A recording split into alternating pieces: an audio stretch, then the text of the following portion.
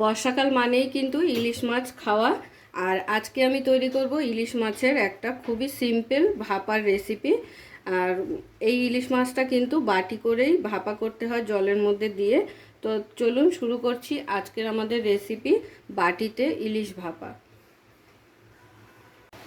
তাহলে আজকের আমাদের রেসিপি ইলিশ মাছের ভাপা। তো ইলিশ মাছের ভাপা এই রেসিপিটা একদম সহজ পদ্ধতিতে করে দেখাবো আর খুবই কম উপকরণ দিয়ে। তো আমি এখানে 4টে ইলিশ মাছের পেটি নিয়ে নিয়েছি। এবারে ইলিশ মাছটাকে প্রথমে নুন হলুদ মাখিয়ে নেব। দিয়ে দিচ্ছি হলুদ,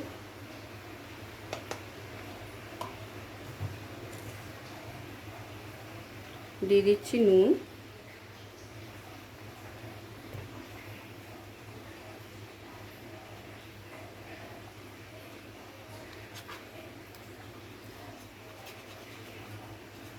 তো নুন হলুদ মাখিয়ে নেওয়া হয়ে গেল। এবারে মশলাটা রেডি করে নেব। তার জন্য আমি এখানে নিয়ে নিয়েছি একটা মিক্সির বাটি। দিয়ে দিচ্ছি কালো সর্ষে,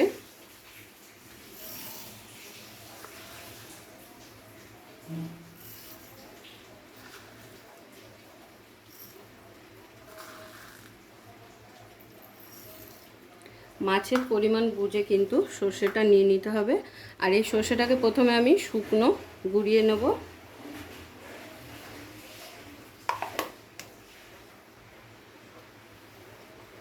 তো সর্ষেটাকে আমি এইভাবে শুকনো গুঁড়িয়ে নিলাম।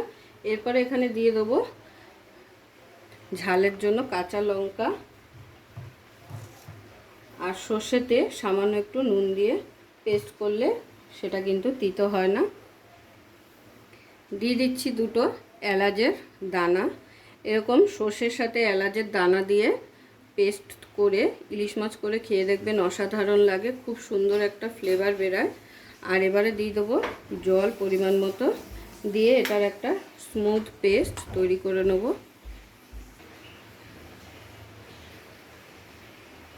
তো দেখুন পেস্ট কিন্তু আমাদের তাহলে রেডি। আর এর মধ্যে আমি সর্ষের তেল দিয়েছি, তার কারণ হলো সর্ষের তেল দিলে পেস্টটা না খুব স্মুথ হয়। তো সেই কারণেই একটু সর্ষের তেল দিয়ে এইভাবে সর্ষে বেটে দেখবেন, খুব ভালো হয় পেস্টটা। এবারে যেই বাটিতে আমি ভাপাটা করব সেই বাটিতে সমস্ত কিছু একসাথে রেডি করে নেব। তো এই বাটিটার মধ্যে আমি আজকে এই ভাপাটা করব। তো বাটিটার মধ্যে নিয়ে নিচ্ছি সর্ষে বাটাটাকে।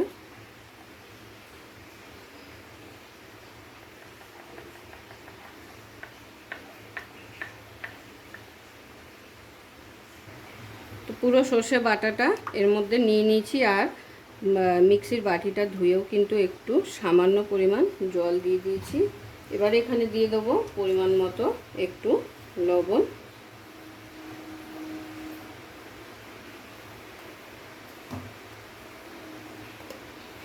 আর দিয়ে দেবো হলুদের গুঁড়ো।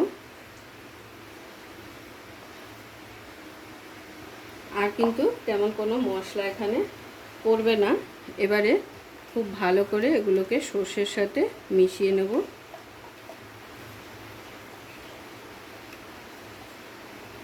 এবারে নুন হলুদ মাখানো যে মাছটা ছিল সেটা এর মধ্যে দিয়ে দেবো।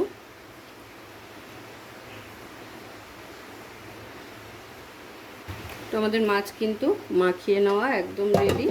এবারে ওপর দিয়ে দিয়ে দেবো একটু সর্ষের তেল।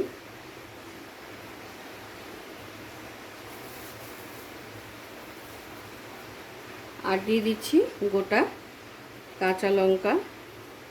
আর এলাচটা যে দেওয়া হয়েছে, যখন টিফিন কারির ঢাকনাটা খোলা হবে এলাচের এত সুন্দর একটা সেন্ট বেরাবে, মানে ফ্লেভার বেরাবে। যারা এখনও পর্যন্ত এইভাবে এলাচ দিয়ে ইলিশ মাছ খাননি তাদেরকে রিকোয়েস্ট করব অবশ্যই একবার ট্রাই করতে। এত সুন্দর একটা ফ্লেভার বেরায়, না খেলে কিন্তু বুঝতে পারবেন না। এবার এটাকে বন্ধ করে দিলাম, দিয়ে এটাকে এবার ভাপাতে বসাবো। যে কড়াইতে আমি ভাপাতে দেবো অলরেডি আমি সেখানে জল বসিয়ে দিয়েছিলাম। আর জলটা হালকা বুলবুলি উঠে গেছে, মানে ফুটে উঠছে। এবারে আমি বাটিটাকে আস্তে করে এই জলের মধ্যে বসিয়ে দিলাম, দিয়ে ওপর দিয়ে একটা নোড়া এইভাবে চাপিয়ে দিচ্ছি যাতে বাটিটা এদিক ওদিক কাত না হয়ে যায়। তো এবার এটাকে 10 মিনিট আমাদের জলের মধ্যে ফুটিয়ে নিতে হবে। তো দেখুন প্রায় 10 মিনিট হয়ে গেছে। আমি যে জলটা দিয়ে বসিয়েছিলাম সেই জলটা কিন্তু অনেকটাই টেনে গেছে। আমি প্রায় এতটা অবধি জলটা দিয়েছিলাম। এখন জলটা কিন্তু টিফিন কারির একদম নিচে চলে গেছে। এবারে কিন্তু আমি টিফিন বাটিটা উঠিয়ে নেব। গ্যাসটাকে অফ করে দিলাম। তো এবারে একটা স্টিলের প্লেট নিয়ে নিয়েছি, এর উপর আমি বাটিটাকে তুলে রেখে দেবো।